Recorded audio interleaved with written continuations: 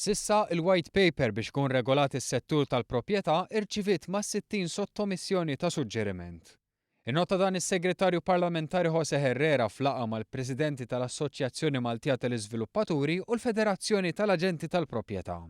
Entitajiet li għalkemm kienu involuti fil-proċess biex tnediet il-White Paper anke f'dan l-istadju għaddew is-suġġerimenti tagħhom. Min-naħa tagħha l-Assoċjazzjoni tal-Iżviluppaturi permezz tal-President Sandro Ketkuti innotat li l-proċess li bih waslet il-White Paper kien wieħed konsultattiv u trasparenti.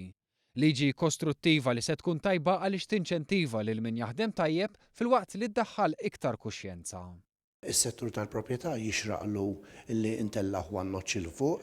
Aħna bħala Malta Developers Association qegħdin naħdmu biex tidħol dejjem aktar serjetà kemm fil-building regulations u kemm fil-marketing tal-proprjetà u din il-paper qed tirrifletti dan kollu. Ketkuti innota li qed jipproponu xi bidliet fejn iħossu li hemm riġidità żejda, kif ukoll it-tneħħija ta' pina ta' ħabs għal min jinqabad ibih bla liċenzja. Dan għaliex jemmen li l-multi huma deterrent biżżejjed. Tenna li din il-liġi se ġġib sens ikbar ta' konfidenza lil klijenti anke għaliex hemm kodiċi ta' etika li se jorbot lin-negozjanti tal-proprjetà.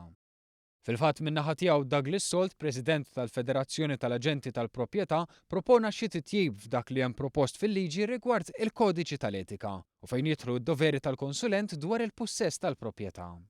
U aħna ovvjament nafu x'problemi hemm bejnietna u x'complaints ikun hemm mill-pubbliku, allura ktibna Code of Ethics li tenfasizza kull parti tal-proċess tal-bejħ u xiri tal-proprjetà u qed ħankun qed nippreżentawha l-Onorevoli Herrera u segretarja tiegħu biex jamalgamawha wkoll mal-White Paper.